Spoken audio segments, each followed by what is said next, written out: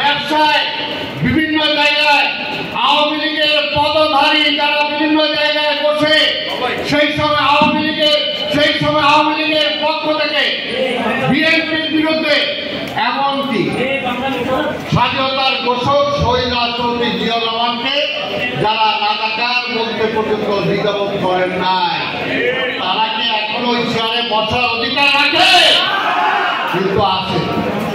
কিন্তু আছে, তাদেরকে পাল্টাইতে হবে। সোজা কথা, ৭১ সালেও যুদ্ধ করছিলাম আমরা। যদি ৭১ সালের যুদ্ধ ইরাক হয় বলছি বহুবার, যদি যুদ্ধ কন্টিনিউ করত, যদি যুদ্ধ আরো কয়েক বছর কন্টিনিউ করত, আওয়ামী লীগের অস্তিত্ব খুঁজে পাওয়া যেত না।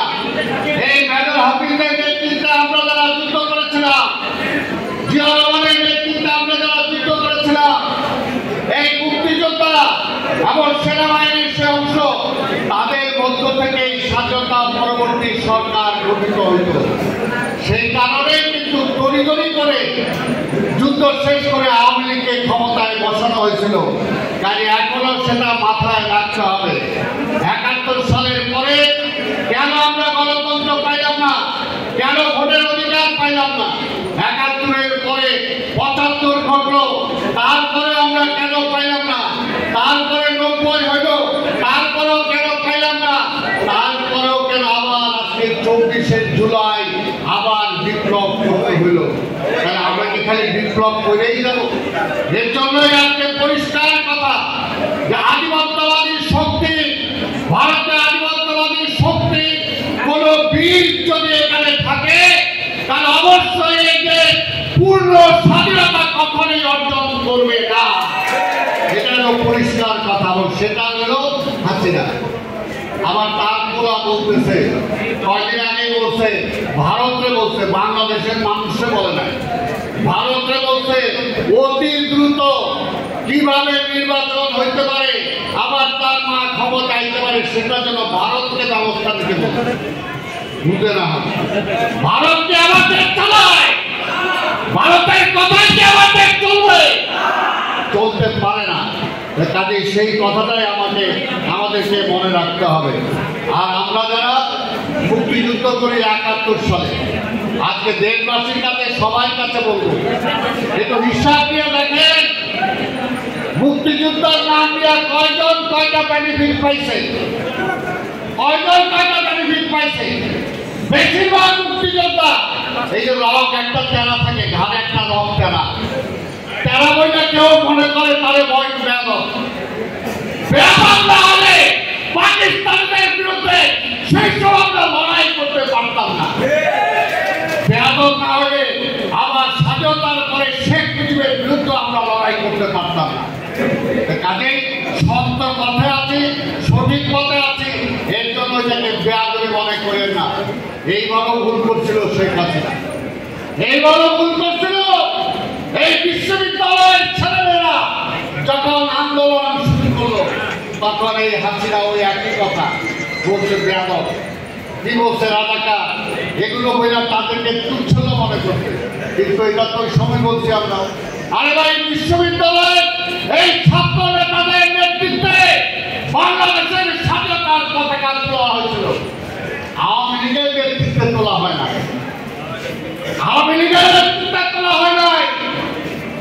যুদ্ধ হয়েছে, আমরা যারা সেখানে ছাত্র ছিলাম, আমরা যুদ্ধ করেছি আমাদের সেনাবাহিনী যারা ছিল তাদের নেতৃত্বে। কাজেই আওয়ামী লীগ কিসের আওয়ামী লীগের নেতৃত্বে? সম্মানটা নিয়ে খেলা করে, সম্মানটা রাখেন, আমাদের সম্মান রেখে কথা বলবেন, সম্মান দিয়ে কথা বলবেন।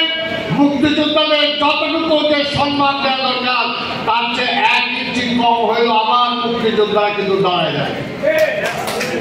এটা মনে করে বয়স যতটুকুই হোক না কেন, কাজে এই কথাটা খেয়াল রাখতে হবে। তাই সমবেত বাহাদুর আমার আজকে পরিষ্কার কথা যেটা বলতে চাই, আমি অন্য কোনো কথা না, পয়েন্ট টু পয়েন্ট আজকের এই সরকারকে বলবো, যেটা ফজলু ভাই বলছেন, পরিষ্কার কথা, ঢাকা সিটি কর্পোরেশন সহ যত কর্পোরেশন আছে, উপজেলা আছে, তারপরে ইউনিয়ন পরিষদ আছে, যেভাবে পার্লামেন্ট এক সিগনেচারে ভাঙছে, ঠিক একই আদর্শে সবগুলোকে ভেঙে দিতে হবে। কোনো নির্বাচন কোথাও হয় না, পার্লামেন্টে যদি নির্বাচন না হয়ে থাকে ওগুলো নির্বাচন হয় না, সেগুলো ভাঙতে হবে, এক অর্ডারে ভাঙতে হবে। আবার আরেকটা কথাও পাশাপাশি বলি, এই আওয়ামী লীগ শুধুমাত্র তারা নিজেরা টিকে থাকতে পারতো না যদি প্রশাসন তাদেরকে সেইভাবে দালালি না করতো যারা সেই পর্যায়ে ছিল।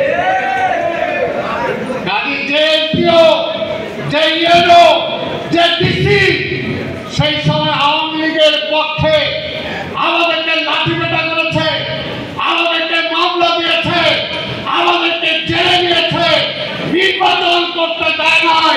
সেই সমস্ত ডিসি ইউনোকে কোনোভাবে কোথাও প্রশাসন বানানো যাবে না। সত্যি কথা, তাদের যদি বানান ওই যে সেখান থেকে এখনো টেলিফোন করে, আর এখনো আমি বুঝি না ওই নির্বাচন কমিশনের দালালগুলো কিভাবে এখনো আছে। অনতিবিলম্বে নির্বাচন কমিশন একটি স্বাধীন প্রতিষ্ঠান, আমরা জানি আসলে তো স্বাধীন না। তাই প্রধান নির্বাচন কমিশন থেকে শুরু করে যারা আছে অনতিবিলম্বে পদত্যাগ করেন, নাইলে নির্বাচন কমিশন ঘেরাও করে তাদেরকে পদত্যাগে বাধ্য করতে হবে। দালালি করছেন, দালালি করে আওয়ামী লীগের হাসিনা যে নাম দিয়ে দিচ্ছে তাদেরকে নির্বাচিত ঘোষণা করছেন। আবার এখন আপনার বলবেন আপনারা পারেন নাই, তাহলে ওই সময় তো বলছিলাম চাকরি ছেড়ে দেন, ছাড়েন নাই কেন? গাড়ি এখনো সময় আছে, চাকরি ছাড়েন। আর চাকরি না ছাড়লে আপনার নির্বাচন কমিশন ঘেরাও করে আপনাদেরকে চাকরি ছাড়ানো হবে।